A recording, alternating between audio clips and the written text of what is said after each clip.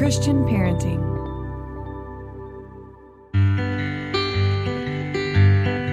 Aloha, friends! Welcome to the Boy Mom Podcast, powered by Christian Parenting and hosted by my mom, Monica Swanson. On the Boy Mom Podcast, it is our goal to provide you with practical advice and biblical wisdom for raising boys in this sometimes crazy world.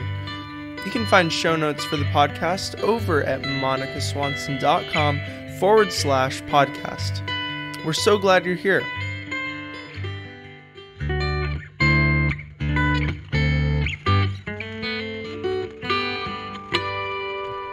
Hey friends, how's everybody doing? I want to open all my December episodes saying Mele Kaliki Maka, Merry Christmas in Hawaiian. I hope you're enjoying this season as we make our way closer and closer to Christmas. I just want to thank you so much for being a part of this podcast, for taking time to listen even in the busyness of the season, for sharing it with your friends, and for leaving me ratings and reviews. They are so encouraging. I'm going to share one, a recent one here that I especially love. I think you'll see why. This is from Wife Mom, 2 Boys.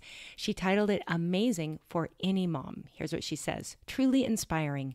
We are not the most religious family, but still want to raise boys that are kind and strong. We try to teach them to leave the earth better than when you came. These days, not easy.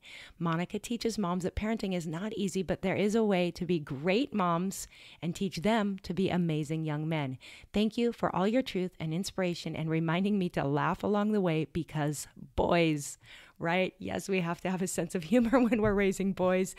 But this review really blessed me and reminded me that this person is a mom, just like so many of you listening, trying to be a great mom. And though she may not share my faith at this point, I love to know that she's tuning in and feels comfortable and welcome in this place. And with that, I just want to remind you guys that this podcast is brought to you in part by our friends and partners over at christianparenting.org. They are reaching over 500,000 parents on a monthly basis with podcasts just like the Boy Mom Podcast, offering practical help and spiritual guidance to parents just like you. And because of the Christian Parenting Podcast Network, we're able to reach people like the woman you just heard from on a weekly basis with encouragement that might just help them take the pivotal next step in their parenting journey and maybe in their faith. So today, if you've been impacted by this podcast, we are asking you to make a donation to Christian Parenting to reach more people like the one you just heard from. Christian Parenting is 100% donor funded and relies on listeners like you to support the future creation of parenting resources. So if you've been enjoying our show, please consider giving today. And when you give today at www.cpgive.org, your gift will be doubled thanks to a generous donor who's stepping forward with a $10,000 matching grant. That means your $20 donation will become $40 or a $50 donation becomes $100, all going to impact parents walking through the same highs and lows of parenting as you. So again, I'm so grateful to be teaming up with Christian Parenting, and I'm so grateful for all of you who have been listening, spreading the word, and encouraging me to keep doing this work of bringing other guests on, sharing topics that I know are helpful to you, and encouraging boy moms all over the world. All right, guys, so I am so excited to be here with you for a short and sweet solo episode where I want to talk about something really practical. See, I love hearing from you guys. I listen. When you send me emails, when you message me, I really care about the things that you're going through as a family. And in my nearly 10 years of blogging, and since this podcast has started and my book has come out, I've heard from so many families about the things that challenge them the most, the areas they struggle with. And one of the topics that comes up all the time is kids and screens, kids and technology. And this might be video games. It might be what to do about social media. It might be just screens in general. And especially during this pandemic, I know kids have spent so much time on screens. And as we go into the holidays, I just want to get really proactive with you. I want to encourage you to take some time before we're any further into the holidays and to zoom out a little bit and to consider making a plan, because what we don't want to do is wrap up the holidays with regret. We don't want to look back and go, oh my goodness, my kids pretty much stared at screens throughout the holidays. We don't want to, in our state of getting weary and busy and doing the things we do, even if we're not on our typical holiday schedule, we're still going to be busy, right? And so how can we approach the holidays so that we don't wrap them up with regret? So here's a little game plan I'm going to give you, just some general advice. And then, yes, I have a resource that I'm so excited to point you to, something that's available only this week.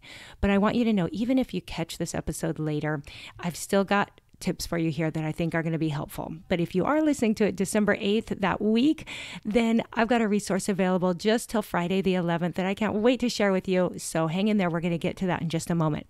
But the first advice I'm going to give you is to take some time right now before you're any further into the season.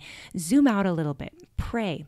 Maybe get up extra early. Take a walk. Maybe a date night with your husband, and just look at how this year has gone in this area of technology. Now, again, for most of us, kids have been doing a lot of school on screens. There's probably been extra screen time, and that's okay. No judgment. But moving forward, what are some changes you would like to make? Moving forward, especially in the holidays, are there some new boundaries you think you might be able to set so that you come out of the holidays with no regrets? Now, I have heard from a number of families that tell me that they've been meaning to get internet filters or some kind of accountability software, and they just haven't yet, and that stresses them out. Well, maybe this is a time you can make some plans to get those in place, because there is no doubt that the more time kids spend on screens, the more time they have dealing with technology, the more likely it is they're going to stumble across something that you do not want them to see. They're going to see something that cannot be unseen. So even just this area of filters and accountability is so important. But then you can also consider just general screen time and how you're feeling about the amount of time your kids spend on screens and the kind of things they're doing when they're on technology. And I encourage you to start to make a game plan. Maybe write down some numbers. Write down what you think is most reasonable as far as kids on screens. How much time? And of course, not all screen time is created equal. So if kids are spending time, doing an art project, doing something creative, emailing grandpa, okay, that's pretty cool. But if they're just on a video game or scrolling through social media, that's a whole nother story. There's a big difference in kids watching junk TV or scrolling mindlessly and watching a nature documentary. Even when it comes to video games, it can be argued that there are educational video games. And if we are intentional about what our kids are watching and viewing on screens, it can make a really big difference. So not all screen time is created equal, but perhaps you want to write down some numbers, some time limits, some things that you think are reasonable when it comes to kids and screens. And then you're going to want to have some plan for how you can set limits on those screens, how you can enforce maybe some new rules that you might think will be helpful for the whole family. And then I'm going to encourage you to call for a family meeting. And you want to keep these short and sweet, and you want to keep them light. The best time of day, I think, is after dinner and before ice cream. So let kids know that treats are coming, and then gather them and let them know that you are ready to make some changes because you love them, because you care about them, because you want to have a great holiday. There's some things that are going to change. And the analogy I like to use, I've probably mentioned this on the podcast before, but you can talk about what it means when a business or a restaurant is under new management, right? We've all seen places that are under new management. That means you might walk up to a restaurant and there's a sign on the front door that says under new management. And that simply means, yeah, it's the same restaurant. A lot of things are going to look the same, but you can expect some things to be different. You might see some changes on the menu. Prices might be different. It might look different inside. And that's okay because there's somebody new managing the place, and it's because they want to improve it, right? So you can explain that to your kids, and you can tell them that for right now, things are under new management. This family is under new management, and we're going to make some changes because we love you. Maybe you can just say, Mom and Dad have looked at things. We've read more research. We understand more, and we want to do what's best for you. We have to remember it's not our job to be our kids' best friends. It's our job to parent them well. Now, can you expect some pushback? Probably. If you're setting some new boundaries, it's quite likely that your kids aren't going to be jumping for joy about it. But if you can be objective, keep a smile on your face and stay firm. Don't cave, Mom and Dad. Don't cave even when you're tired. But set those new boundaries and stick with them. One day your kids will thank you. It'll take them a while to adjust, yes, but one day they will thank you. I know that because mine have. So you set some of those limits, you move forward, and you give your kids some healthy opportunities to do things that don't require screens. Now, this is not an easy part of the plan, not an easy part of the program, but if you've been around my book, my Instagram feed, if you've been around me at all, you know that I love to talk about this thing of offering our boys and all of our kids really healthy adventures, because the more opportunities our kids have to find healthy adventures, the less likely they are going to be searching for them in unhealthy places. And that can include video games too. Just think, God wired our boys to need adventure, and they are seeking them. That is just a natural need they have, and they're looking for those. So if we can, as parents, take the time to get creative, to look for some opportunities. Of course, my favorite kind are the outside fresh air kind. But even if you're stuck indoors, there are things you can do. You can give those kids some opportunities to spread their wings, to be challenged, to learn new things. And that takes some creative and intentional parenting, but boy, it is absolutely worth it. Okay, so our general game plan for going into the holidays, having tech smart holidays, is to simply slow down right now and to consider how your kids are doing with technology, how they're doing with screens, any changes you might want to make. Also consider some opportunities you might give them to do some things that don't require screens, okay? So let's go into the holidays with no regrets. And I'm convinced that a big part of that is just being proactive, having a game plan and thinking ahead. It's not something I'm good at, but when I do this, especially in the area of technology, which can sometimes feel just too big to handle right in the moment, well, when I plan ahead, it makes all the difference in the world. Now, as I'm sharing all this, I hope that this is something you can imagine doing and that you can do well. But I know that some of you are thinking, I don't even know what's a reasonable limit on screens, or I don't know, what to offer them to do if they're not on a screen. Some of you have just run out of options, right? A lot of people tell me they don't know where to start when it comes to filters or accountability software, and they're just super overwhelmed. And with all of that in mind, I have created something really special that is available to you starting today, right now. I have created a mini course called Raising Tech Smart Kids Mini Course. Now, if you happen to purchase my character training course last fall, you might have seen this offered at checkout because I was kind of testing the waters with it at checkout. But no one else has seen this yet. And I have added so much to it. I've done more research. I've talked to more families to find out their greatest needs when it comes to kids and technology. And now I have a mini course ready to offer to all of you, but I'm only offering it this week. I just thought going into the holidays is such an important time that you might want to get your hands on it. So it's only available this week, but don't worry, it is self-paced. So you might get it now and go in and just grab the pieces that are most helpful or applicable to your family right now, and then save the rest for later. And of course, anything I add later, you will have access to. But what I love about this mini course is it's just a bunch of bite-sized pieces, and you can find the pieces that you need most. Basically, I did the research, I gathered the best stuff that's out there, I put it all into one place, and then it's there for you as you need it. As you hit different stages, as you find different issues popping up, you can turn back to this mini course so that you have everything you need in one place. Now, a couple things about it that you might want to know. There's 3 different kind of areas I cover. One is just general technology and screen time. So I have a section that's just guidelines, and these are things I've gathered from places like the American Academy of Pediatrics.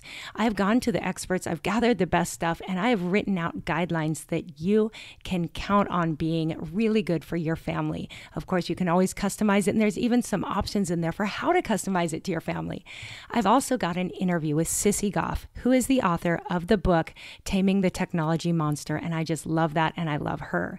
I've got a technology contract in there, and especially for the holidays, I created a really fun download. It is a list of 100 non-screen activities your kids can do indoors. So when they hit that point where they are complaining, they tell you they're bored, they want more devices, you can hand them this list and say, get started. And these are super fun. They're kind of silly. They're great for boys or girls of just about any age. So I love that.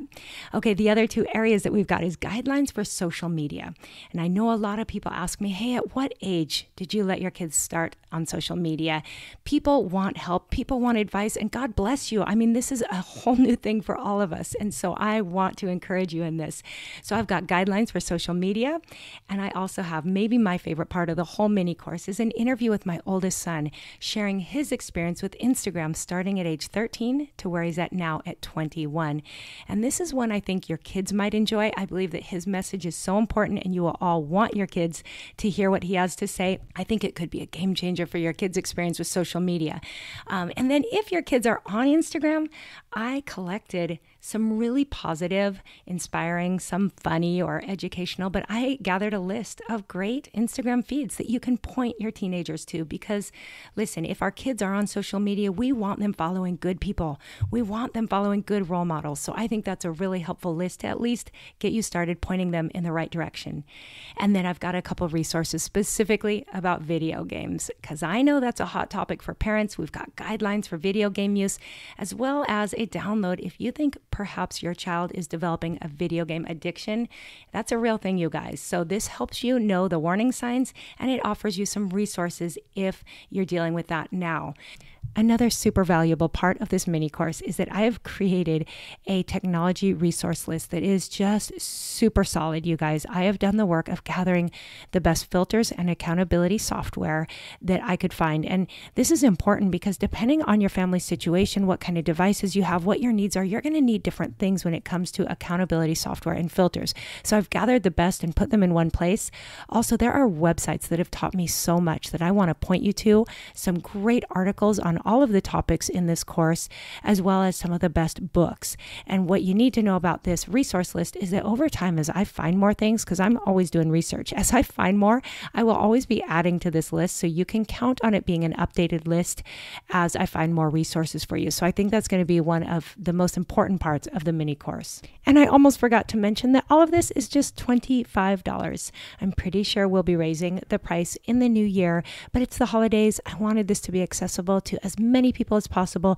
So don't delay. Come get it for $25 today. Now, there will be a link to where you can read more about the course, check out the modules, and buy it in the description here of the podcast show notes. Also in my show notes on my website, which you'll find at monicaswanson.com/podcast. And this is episode number 84. And again, if you're catching this later and you missed the sign up for the course, that's okay. I will offer it again. But the best way to never miss announcements like this is to be on my email list. And I email people once a week with anything new or important, usually some encouragement, something fun in that email. And you can join my email list by going to monicaswanson.com/subscribe.